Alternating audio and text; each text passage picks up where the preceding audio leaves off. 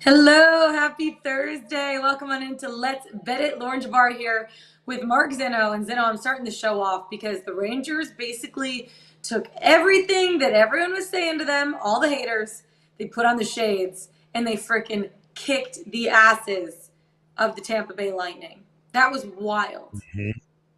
Can I have a little bit of a different take to the show? Because I'm really questioning your Ice Queen status at this point because the last two times I've done a show That with you was and I've tailed bad. your NHL bets. Yeah, what happened? What happened to the under? Huh. I guess Here's the everything but thing. the under Here's the last thing. night. Here's the thing. Okay. See, well, what Who happened thought was, who thought that Vasilevsky was going to give up 6 goals? What the uh, heck? After having a yeah, 1.8 goals against average and like a 96% save look, percentage I'm not against, mad at you. You it's played the wild. percentages, right? Like you followed the trend. It's the handicap wasn't wrong. The result was, and that happens. Sometimes you can do I all the research and disagree. the trends just don't Yeah. go your way, right? No, trends aren't always your friend. I'm That's for still darn up a sure. lot But though, so that's good. I know Still you up a are. I lot, will so let that's you. good. I would never dare try to take your Ice Queen crown like some of our other hosts on this show. I leave it squarely where it belongs, and the tiara stays comfortably on the pillow in the Jabara Thank home, and you. we will leave it there. But nonetheless, I mean, again, everything I touch with the NHL, mush, with the exception of the over in Game 1 of the Oilers and Avalanche game. So other than that, yeah. Which we're going to be going back to the well for that. We got a lot to talk about today. You're Our damn better right up we are. segment. Yeah, yeah, we are going back to the well with that. That is actually my best bet of the day. I'll just give it away right off the top of the show is the over in that game, but we'll get into that towards the end of the show. Before that, we have our better up segment talking all MLB, lots of games going on today. NBA morning radar. We have JVT coming on, Jonathan Von Tobel, because we got game 1 of the NBA Finals Mhm. tonight between the Golden State Warriors and the Boston Celtics in San Francisco. That's going to be exciting. Then we have NHL Ice Picks, the Avs taking on the Oilers again today for game 2 at Ball Arena. We're going to break that game all down. So without further ado, let's get right into it and let's bet it with our better up segment. First of all, Zeno, I'll let you go first. I have one bet today. It is a money line bet on the Padres, but I'll let you go first with your Yerfies and Nerfies. Yes runs first inning and no runs first inning because you've been killing it with those. Yeah, we cashed yesterday on the Nerfy between San Francisco and Philadelphia. Let's start with the Yerfy today. And this is a pure percentage bet here. It's not a full unit play, but when you look at the Chicago Cubs at the St. Louis Cardinals, now the Cubs are the number 1 team currently in Major League Baseball in first inning run scored percentage at 42%. St. Louis is 7th overall in the league in run scored in first inning percentage. And Chicago is even actually above 40% on the road as well this year. So you have a St. Louis team that has not scored a run in the first inning in the last 3 games. So what does that tell you when their percentage is above 33%? It's probably time to hit that number again, along with Chicago, who has scored in the first inning in 2 of their last 3 games here. I'm just playing the numbers for a small play, taking a yes to the run of the first inning between these 2 teams because the percentages speak to it. The 2 Nerfies that I have, one of them I think is easy. The other one is really a fishy line for me. But let's start with Seattle and Baltimore, plus money to the over. I'm sorry, plus Let's. money to the under Nerfy here. Baltimore dead last in the first inning in runs scored percentage at 9.6%. Now, Seattle is tied for 8th overall, but they are bottom 10 on the road in first inning run scored percentage at just 21%. Jordan Lyles, sort of a major liability on the mound for Baltimore as far as giving up first inning runs here, but we're getting plus money rather to the Nerfy. I keep getting myself confused here because I haven't had my coffee yet. But plus money to the You need Nerfy. it. So Wait. Time out. It's 10:07 a.m. and you haven't had a cup of coffee yet? well, I hadn't had my second cup of coffee yet. So usually the first one is to get Okay. everything moving on the inside, and the second Okay, one is we're for enjoyment to clarifying. regulate my brain. We're clarifying. But Yeah. yeah, nonetheless. So Seattle, Baltimore, plus 102, no run in the first inning. And we're gonna back this here, even though Jordan Lyles is a little bit of a liability. But again, you don't have to worry about Baltimore scoring in the first inning. It's Seattle against Jordan Lyles. But again, Seattle bottom 10 on the road this year in first inning run scored percentage of just 21%. Now, the other game, San Diego and Milwaukee, and this is a fishy line to me because it's juiced to the no run first inning at minus 115. Here's the rub. Mm-hmm. Sean Manaea has been scored on in the first inning in 5 of his last 7 outings. He's the starter for the Padres. Adrian Hauser, the starter for the Brewers, he's been scored on in 3 of his last 5 outings in the first inning every time he's pitched, with 2 of them coming against Cincinnati. Both of these teams are in the top half of the league in first inning run scored percentage, and they're both in the top 12 in opponents' first inning run scored percentage. So I'm not sure why this is juiced to no run in the first inning, but I'm sort of following the books on the liability here when all the numbers tell me that a run should be scored in the first inning and they're juicing it to the no. I'm going to follow the money there and say no to a run in the first inning between San Diego and Milwaukee. Ooh, I'm actually looking at this San Diego-Milwaukee game too that's being played in Milwaukee. So the Padres are coming off of getting swept by the Cardinals, who are phenomenal this season. But they're kind of hard to figure out because right now, Zeno, they're still 10 games over 500 after just getting swept. And you talked about Sean Manaea. He's on the bump for the Padres tonight. I like the Padres money line. And it was plus money last night. Right now, you're laying 6 cents for it. It's minus 106. But Sean Manaea is 18.1 strikeout to walk ratio and 3.55 SIERA, which is really, really good. Now, the Brewers have the 5th lowest WRC plus against lefties this season, which makes sense because a majority of their top hitters are hitting from the left side, i.e. Christian Yelich and company. But San Diego, for me, has the pitching advantage because you look at Adrian Hauser. He's been struggling a little bit this season. 7.9% strikeout to walk ratio and 4.48 SIERA. And he usually lives outside the zone a little bit. Well, the Padres are a top 10 team in terms of not swinging outside the zone, and they have the 4th highest walk rate in Major League Baseball. So as pretty even as those teams are, the Padres kind of have the pitching advantage tonight. And I know they've struggled a little bit, but this could be the breakthrough game for them. So I like the Padres money line at minus 106, but I might tell you also on your nerfy play, how confident are you, even though all of the numbers say that it's going to be a yerfie, to bet the nerfy? Yeah, I mean, again, it's one of those scenarios where the books are telling you where the liability is for a reason, right? That there's something there that they're seeing that is the reason for why they're putting the money on the opposite side of what all the trends say. You know, it's kind of similar in the NFL when you see 2 teams who are averaging in the mid-20s and yet a total is only posted in the low 40s. And you're sitting there going, wait a minute, that doesn't add up for some reason.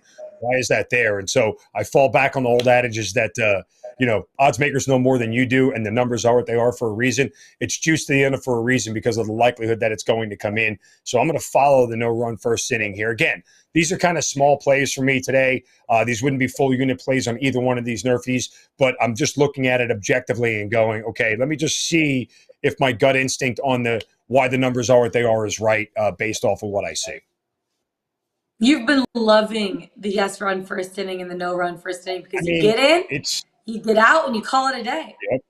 Yep. Again, it's very easy. It is quicker than my morning cup of coffee, at least. So from that standpoint, but I think, again, like I said, it's about percentages, right? I go back to what I just talked about with St. Louis and Chicago.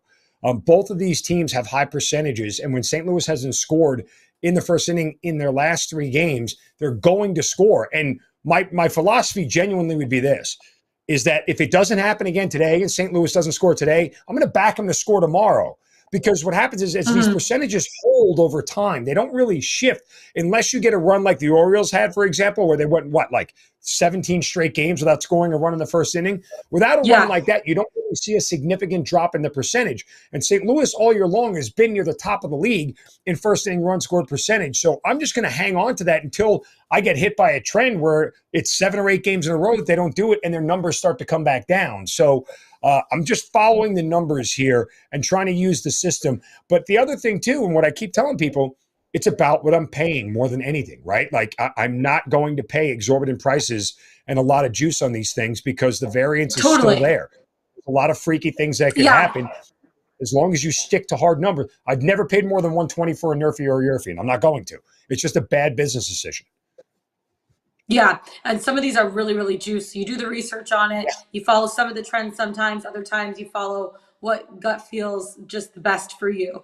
Okay, let's take it from the park all the way to the court because we got game 1, baby, of the NBA Finals tonight against the Golden State Warriors going up against the Boston Celtics. Let's bring in JVT, Jonathan Von Tobel, to break it all down for us because I'm looking at some of his series bets. And JVT, you are feeling a little risque heading into the finals. Please tell me who you think is going to win the series and in how many games they're going to do it, because I need to hear why you're thinking this. So here's the thing. So I know what you're referring to as we send in everything before, obviously, we get on. So I do have a wager on Boston to win this thing in 5. Now, I will say that my official selection, up in the article was Boston in 6. But I think when you're talking about the way this series and, and all the ways and probabilities that this thing could play out, of these two teams, which is more likely to win this series in 5 games? And I believe that to be the Boston Celtics. The Celtics are a team that I think is very well suited to handle a team like the Golden State Warriors. The Warriors love to run dribble handoffs. They love to run off-ball action. They love to cut to the basket. This is a Celtics team that is going to switch mostly everything. If they want to downsize and play Al Horford as their biggest guy out there on the floor, you're going to have 4 guys who are just going to switch every single matchup whenever they want to. And there's intricacies to what the Warriors run. So it's not as easy as just switching everything. But this Celtics team, on the 2 main things that the Warriors run, they led the league in off-ball screens and off-ball plays, and that was in the regular season and in the postseason. And they had the second highest frequency of dribble handoffs or handoff plays in the postseason. The Boston Celtics gave up 0.85 points per possession, 0.8 points per possession, respectively, on those 2 plays alone. They're just really well suited to take on, I think, this Warriors team. To put too much weight in the statistic or the fact that is out there that this Celtics team is the only franchise that has a winning record against the Golden State Warriors in the Steve Kerr era. Part of that is because of the way that they're built. They're just built to handle what the Warriors have out there. So thus, I think at 9-1 for this Celtics team to win in 5, I think that is a bet worth putting a small amount on. So that is one of the things that I did bet, yes, among a couple of others. But if that's what you're referring to, that is why. Yes. All right, JVT, we talked yesterday about this. If the Celtics are going to steal a game on the road, I feel it's going to have to be game 1, right? And that's why I'm backing the Celtics here plus 3.5, despite the fact that Golden State is the more rested team.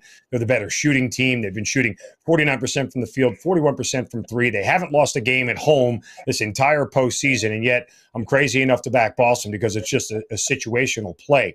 But that said, how does Boston slow down what Golden State is going to do? Look, if they can't limit them to less than 49% shooting, there's going to be a big problem in this game. They may run away with this early because that's the only other outcome I really see is that if Golden State wins this thing, they win like 120 to 105 and it's never close. Yeah, so to your point, right, I think this is why it makes this matchup today and just the series overall pretty fascinating.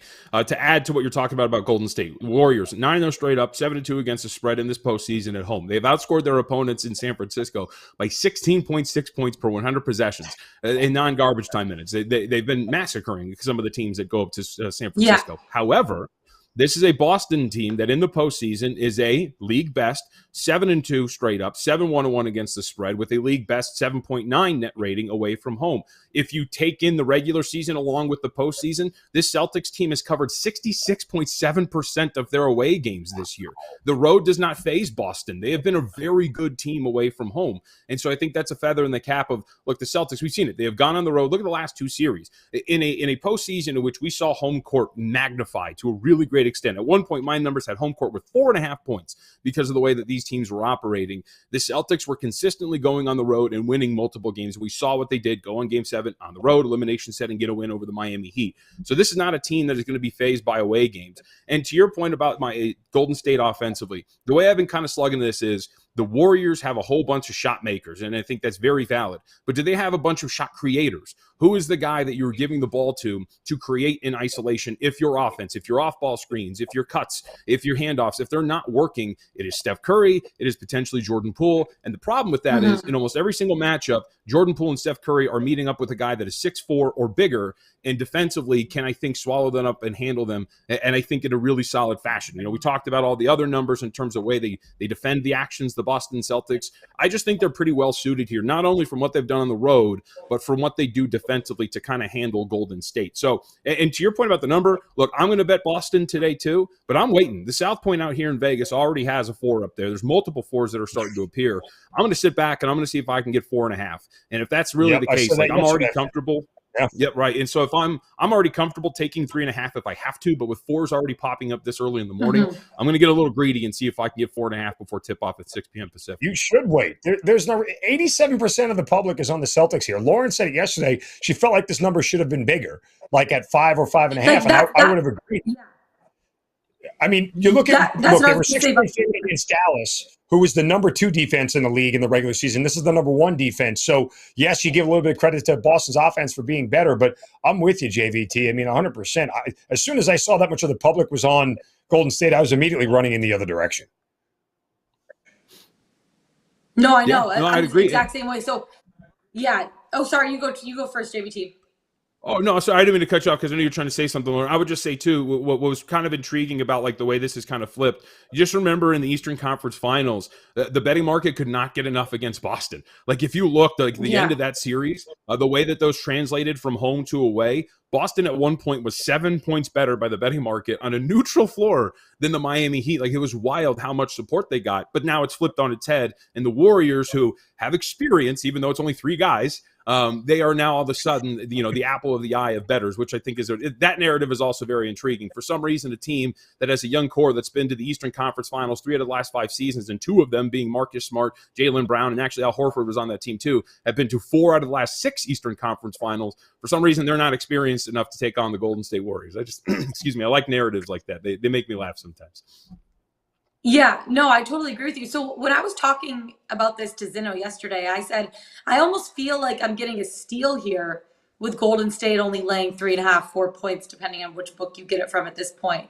Because like you look at one, just the veteran experience that the Golden State Warriors have. They're not blinded by the lights in a big stage like this. Number 2, they have a ton of fresh leg defenders. You have Gary Payton Jr., Otto Porter, Andre Iguodala. They're all, I'm pretty sure, playing tonight. Also, Draymond Green, Kevin Looney, Andrew Wiggins. Like, the Warriors have the edge for me in depth, and obviously Steph and Clay, but they also have Wiggins or Jordan Poole who can take over a game. And I look at Boston's last 2 opponents. They relied on one main scorer, and like they just didn't have a consistent second scorer. Like Giannis was missing Chris Middleton. Jimmy Butler didn't really have a choice. So the Warriors have more options on who scores and how they score. Like they make you work your butt off on defense with their ball movement, their off-ball movement. They lean on screens and cuts. They have lots of assists. And I think this matchup is going to be phenomenal. And Boston, if they are going to steal a game, it's going to be game 1. But I just feel like I'm getting a discount here, only laying the 4 points. And I would play this up to 5, 5.5, and still feel pretty confident. So I'm on Golden State actually on this side, just because of one, how good they've been at home. And yes, I know that Boston has good numbers, good trend numbers, 7-2 straight up, 8-1 against the spread on the road during the postseason. But the 2 teams that they played against, they only really had one guy that was carrying them. Other than that, like, who else did they have? So what gives you so much confidence? I'm just pushing back, playing devil's advocate a little bit, in the Celtics here in game 1 to be able to cover the spread. So we talked about the numbers and you brought them up again. I think the other part of this too is, which is intriguing, and I'm glad you brought up the guys that are going to be healthy again, because like Gary Payton, obviously they're better on ball defender. Andre Iguodala, we know what he provides.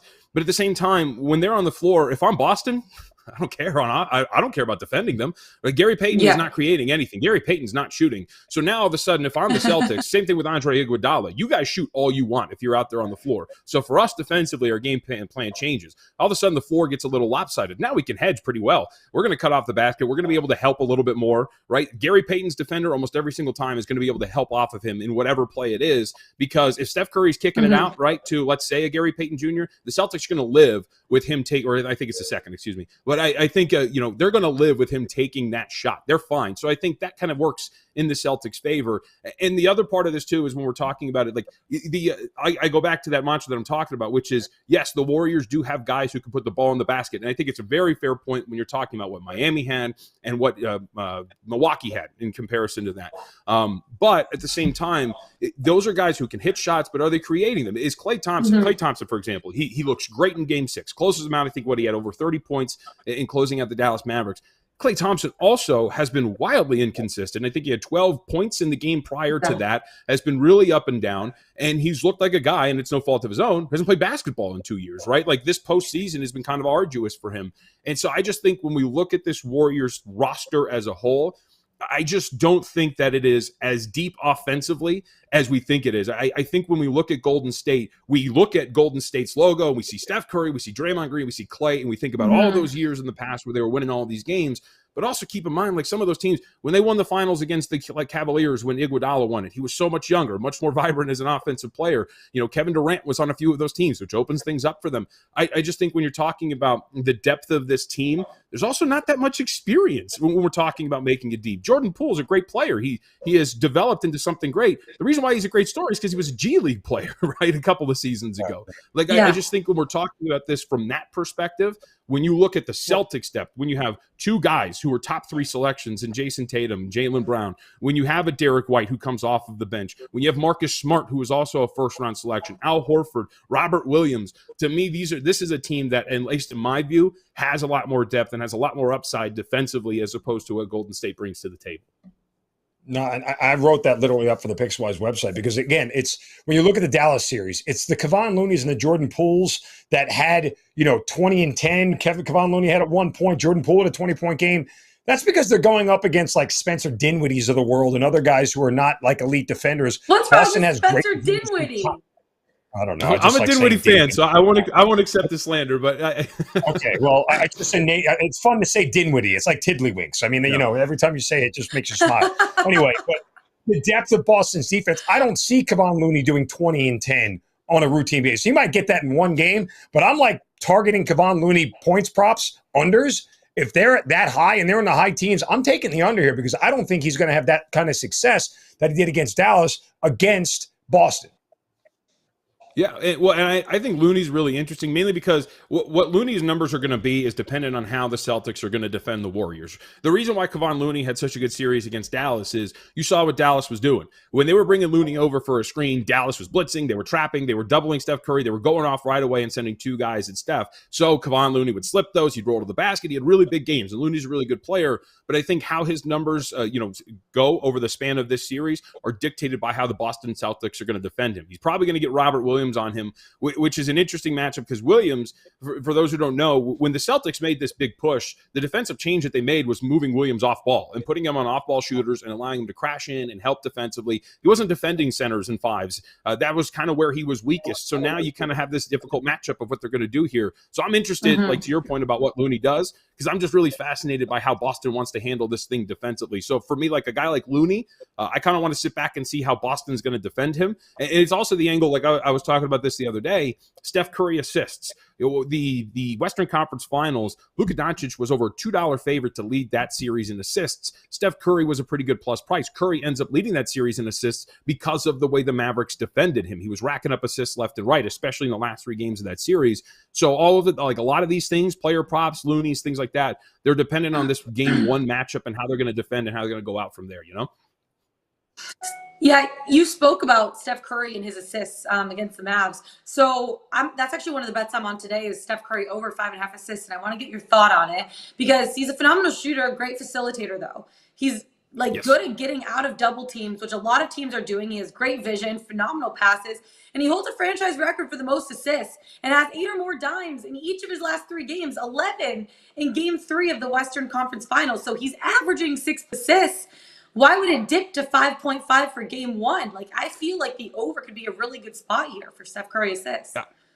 I just think if Boston's going to be switching a lot, right, and I feel like in this first game, you're going to feel relatively comfortable if you're Boston going out there, just switching everything and just keeping a body in front of Steph Curry. Because at the most part, again, like when we talk about them potentially going small, right, and you bring in Grant Williams as a power forward type, all of a sudden, no matter what you're running with Curry, outside of Al Horford, you're switching 1 through 4. Like, it doesn't really matter. And you're going to keep a body in front of him. You're going to stay at home on shooters. And so I think that's why that brings that assist total down. Now, Curry's brilliant, as you said. And it's not like switching defense isn't going to stop him. So if all of a sudden he starts to break that a little bit, starts to score a little bit more, and Boston starts to bring an extra body, that's when the assists will start to rack up because then the floor opens up for him. And to your point, which is one of the ones I brought up, he's very underrated as a passer. We forget that he's a point guard because he just moves so much off the ball. But I think like that's for me, like when it comes to a prop like that, I just kind of want to watch first to see how Boston comes out and defends him. Because my first inkling is that they're not going to double him, which means the floor won't open up, which means the assists won't be there like they were at the end of the series against Dallas.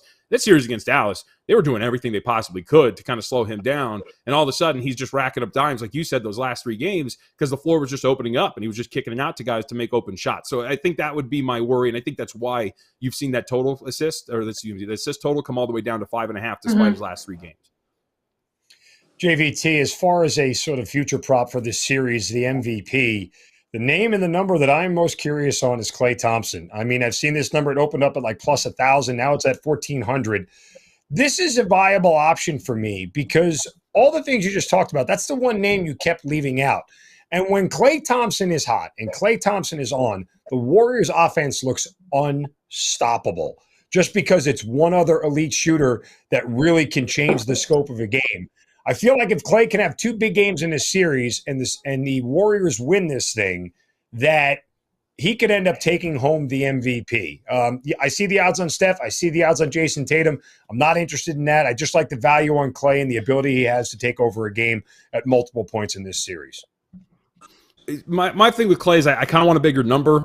For Thompson, when you look at some of his performances, so I mentioned the Game 6 closeout, and he was great. He had 32 points, 12-25 shooting against Dallas. The problem is in that series, he shot 32.7% from 3. Before that game, he only scored 12 points. He's been really kind of up and down since that first round against the against the Denver Nuggets. You know, if you look at that series against the Memphis Grizzlies, he had some pretty abysmal games. He had 12 points, 5 of 19 shooting, 14 points, 6 of 20 shooting.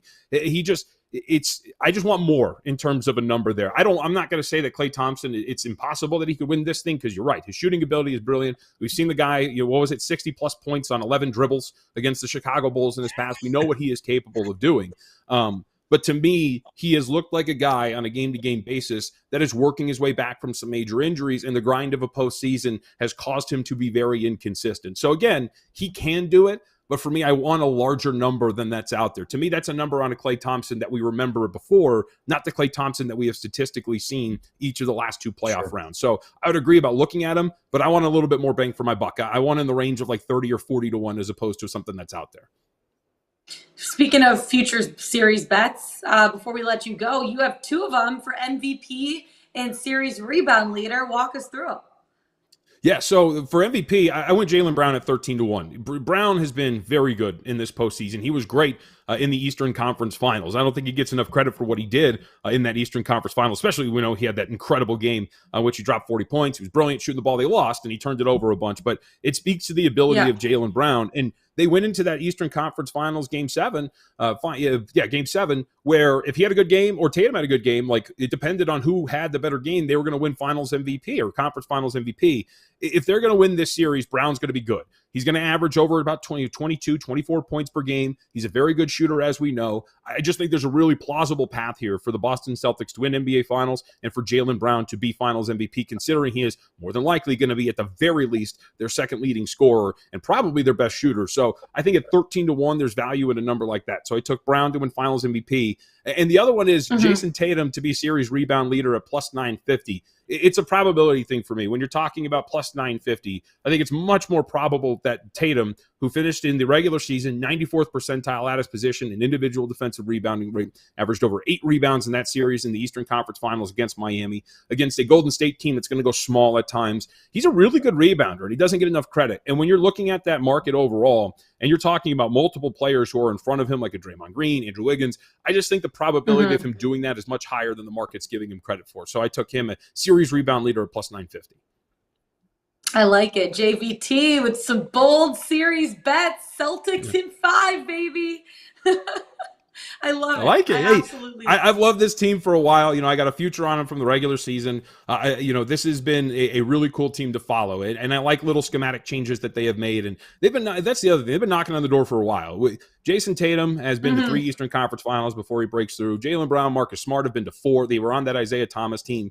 This has been waiting in the wings for a while now for Boston. So I think it's a young, exciting team, and this is clearly potentially the start of something big for Boston in terms of building on this. And maybe not a Warriors-esque type dynasty, but I don't think you should get used to seeing Boston this deep in the postseason. I think they're going to be here for a while. Absolutely. I hope this series lives up to all the hype and more. JVT will be talking to you throughout the NBA Finals. Thanks so much for your take. We'll hear from you in a couple days, and best of luck with your bets tonight. You guys too. Thank you. Take care, Bye. JVT. That was JVT, Jonathan Von Tobel. From the court to the ice we go, because we got game 2 of the Western Conference Finals between the Avs and the Oilers. But before we get into our bets for that game, Zeno, let's chat a little bit about this Rangers game from last night, because everything that we thought would happen didn't happen. The Tampa Bay Lightning, to me, looked slow. They looked rusty. They looked not very sharp. They need to sharpen things up. And I think a lot of that came from having 8 days off. Maybe sweeping that second round hurt them more than helped them. With the Rangers continuing to play, continuing to go, they have that momentum going for them. And Vasilevsky could not stop a puck to save his life. He let up 6 goals in that game, which is something that no one would expect, because he has a 1.55 goals against average and basically a 96% save percentage. So when you're watching that game, what did we witness? I think we witnessed a Rangers offense that operated at a much higher level than we thought. The only thing I would say about Vasilevsky, it seems that the Rangers must have done their homework, because I think 3 of their 6 goals were all to his blocker side. They went high on his blocker side, and they kept being able to beat him there. And I think that they may have found a little bit of a weakness. Let's see how Vasilevsky responds in game 2, and see if the Rangers continue to keep looking to go to his blocker side with their shots. But that was more surprising to me, that not that Vasilevsky gave up 6 goals, that the Rangers were able to produce 6 goals, if that makes sense. The amount of scoring opportunities that the Rangers had weren't generated for anything other than the fact that they played good offense, right? Like, it wasn't like they were mistakes in the neutral zone and turnovers where they got odd man rushes. The Rangers were able to really run their offense in the offensive zone end of the ice and just get good quality shots and take advantage. So I was a little bit surprised at that more than anything, given what we've seen from the Rangers offense this postseason. No, I totally agree with you on that. And honestly, the way to get pucks past Vasilevsky is to take away his eyes. And they did that. They had guys in front of him all night. They were taking away his eyes. They found the way to win. That's what worked for not Tampa Bay. That's what worked for the Leafs so well against Tampa Bay. That's why they pushed that series so far, because they figured out a way to get pucks. Was that your computer? Zeno? I have no idea. It was Twitter. Dear Lord. That's my bad. You hate to see it. You really do. Okay, let's get into the Western Conference Finals game 2 today at Ball Arena, because last time we witnessed absolute fire, red hot offensive hockey. We witnessed very little defense. Darcy Kemper questionable for tonight's game. It might be Pavel Francouz that is taking over that position in between the pipes. Regardless, we both like the over. I'll let you go first, and I'll add on to what you have to say. No, I want to let you go first, because you're better at this than I am. I am just following the numbers here. After I saw a 15-goal performance in game 1 between the Oilers and Flames, and I'm like, oh, this is going to be an autoplay right to the under. Oilers. So, yeah, I may as well just keep running and keep going with goals being scored. You're the aficionado here. You do this. You do the heavy lifting. I'll just tell you. Well, both my bets yesterday were wrong, so you know what? Fingers crossed that we get it right today. This is actually my best bet of the day, too, so I don't want to give it away too much. It was at 7 for the last basically 30 hours. It moved to 7.5. I actually like it a little bit better at 7.5, because you're getting it at plus money. It was really juiced at 7. You were laying 40 cents for it before it changed. Now it's at plus 114 for 7.5, and I still feel extremely comfortable betting the over here in this spot. There was 14-goal high-octane game last time out 2 days ago, and 20 different players' names were on the score sheet. I mean, the total has gone over in 5 of the Oilers' last 6 games and 4 of Colorado's last 5 games. Cale Makar leading the Norris race. He had 3 points in the last game, and now he has a franchise-tying 4th 3-point night of the playoffs. He's had 4 3-point nights. That's phenomenal. Only 2 other defensemen in the history of the NHL have registered more. Cale Makar is something special. Darcy Kemper questionable for game 2. We'll see if he starts. Still confident in the Avs, but Pavel Francouz, his numbers aren't necessarily as good. He's 2-0 in the opening round against Nashville after Kemper left with the eye injury. He's 3-0 in relief of Kemper in the postseason, but he does have a 3.59 goals against average and only an 88.9 save percentage in those 3 games. Excuse me. Yeah. Now, Mikko Koskinen was in net for game 1. Oilers have been coming back with Smith. He's 2-0 in game 2 of the playoffs with a 1.50 goals against average. Like, the bet for me is absolutely the over. Okay, So so you look at the let me ask averages you a of question, these though. teams. Yeah. Let me ask you a question as far as how to play this. So if you're confident at 7.5, at 7.5, you're getting plus money for plus 114. If you look at some alternate totals, is it worth it to you to go to plus 8 at plus 140 and hope that, it doesn't land right on 8? Because, I mean, if you can score 8, you can score 9. Like 5-3 could be a very legitimate final. I certainly understand that. But it's one of those things where, like, if I feel like I'm getting better plus money, even if it lands on 8 and I push, I'm certainly not that upset about it when I'm only really in reality making, $14 off my 1-to-1 bet, right? You know what I'm saying? So if I was getting at plus 140, which I'm looking at right now on FanDuel at 8, I can push, but 9 puts me over and I get a bigger win. Just a thought process I'm curious about with you. Yeah. So I don't feel as confident taking 8. Just I feel you have a better possibility of pushing. You have a better possibility of winning at 7.5. The teams, though, are averaging a total of 9.1 goals per game in the playoffs combined. The Oilers are averaging 4.46 goals per game. Colorado's averaging 4.64. So if you do look at the averages, they're averaging over 8, 9.1 goals per game total with both teams combined. And if Darcy Kemper is not in net, even though he hasn't necessarily been playing stellar, he's been playing a little bit better than Pavel Francouz. I do love Frankie. I think he's a great goaltender, but he just hasn't had that much experience and reps this season in the postseason. I mean, he's started in 1, he's coming in relief in 2 different games, and he's allowed 3 goals on 21 shots last game. 3 games in the playoffs now, 3.59 goals against average, 88.9 save percentage. So I think that he could be letting a couple more pucks in. That 8 could be a good spot, but I'm going to take my shot here with 7.5 at plus 114. If you want a little bit better of a value at plus 140 with 8, take it.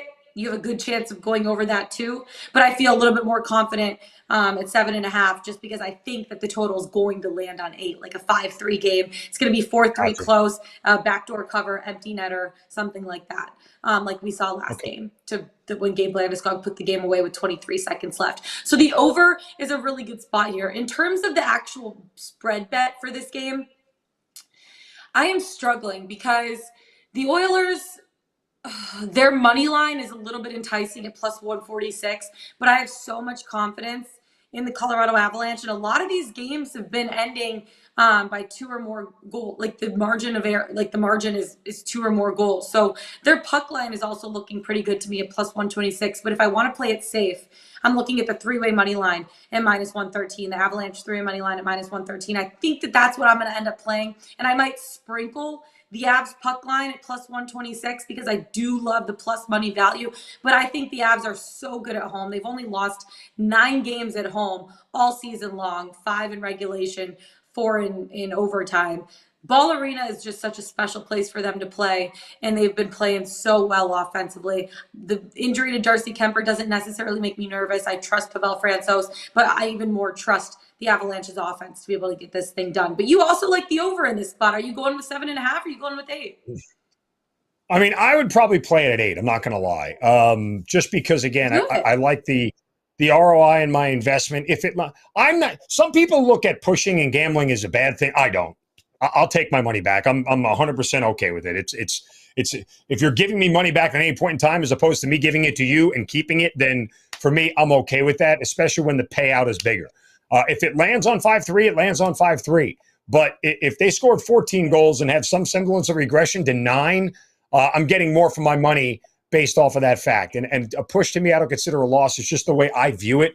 Some people are scared of pushing. I'm not. I'll take it. The push to me is always it's a win. I get to walk back to the counter and they give me money. Like so it goes on. They give you back the money that you put in. That's it. You don't get more. That's it. That's fine. And I'm okay with that. It's not a loss. And when the name of the game is making money, not a loss always works for me.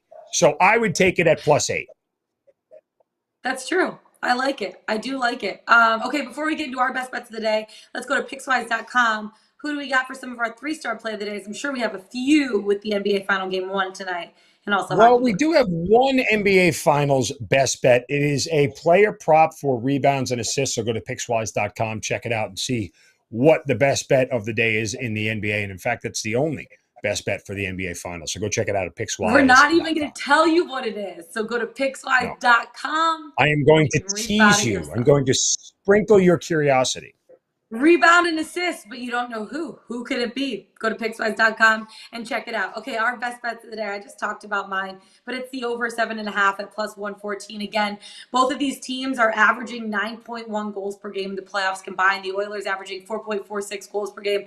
Colorado averaging 4.64 goals per game. We're unsure if Darcy Kemper is going to be starting tonight. It could be Pavel Francouz, who's allowed 3 goals and 21 shots in the last game. He has 3 playoff games now, 1 start, 2 in relief. 3.59 goals against average, 88.9 save percentage. So I think the over is the play here. We saw 14 goals be scored in the first game. The Avs are getting production from lines 1 through 4. JT Compher had 2 goals last game. They're also getting production from their blue line. Cale Makar had 3 points in the last game, and that was his 4th 3-point night in the playoffs. Only 2 other defensemen in NHL history have registered more 3-point nights in one playoff run. Cale Makar is a special guy. He's facilitating. And then you also look at the Oilers. They didn't really play much defense, but they're able to get it going offensively with the likes of Connor McDavid, Leon Draisaitl, and company. 20 different players' names were on the score sheet last game with a 14-goal game. I think we're going to see a lot of the same. I don't think it's going to be 14 goals, but I'm pretty confident in the over 7.5 at plus 114. Okay, your best bet of the day. You're going back to the well with a no-run first inning. No, I switched it up before the show. Oh, I you switched did? it up to yeah, I did. I switched it up. Go check the sheet. It's there. I promise you I would not lead you astray. Braves money after the line. Nerf hit yesterday. Sorry. Yeah, that's okay. Here we go. I'm calling this my Ian Anderson graveyard game in honor of our host, our co-host, Alex Glaze. He will officially be in the graveyard if this doesn't go out for me, because I'm going to back the Braves today on the money line against the Colorado Rockies. Ian Anderson's numbers on the road this year have been fantastic. He's got a 2.79 road ERA, and hitters are hitting just 179 against him away from Truist Park. However, and his home digs right here in Cobb County in Atlanta, 6.75 ERA at home and a batting average against of 300. Colorado had a doubleheader yesterday, so they're going to have some tired arms and some long legs. They're starting Austin Gomber, who's also batting average against at home this year is 299. He's given up more home runs than he has on the road. Coors Field, a tough place to play for pitchers, but I'm going to back the Braves and Ian Anderson on the money line. The Braves have been inconsistent, but you know what happens after they lose 2 in a row? They win 2 in a row, only to lose another one. So this is a spot right here where they get a first win in the series against Colorado. Give me the Braves on the money line. It's also a good spot for them because the Rockies, they had one of their games postponed on Tuesday against the Marlins. They actually played a doubleheader yesterday against the Miami Marlins. So they might be a little bit tired too, going into a 4-game series, coming off of a doubleheader where the first game they got smoked 14-1. They tried to make a comeback, but they couldn't get it done. The Rockies couldn't. They tried to get that comeback. It was just a slim margin of error, 14-1 loss in game 1 of 2. But they could be tired today, so that is also a really good spot for the Braves money line. And this is a good spot for us to end the show. On that note, best of luck with your bets tonight, you guys. For Mark Zeno, I'm Lauren Jabara. Have a great Thursday. We'll see you tomorrow.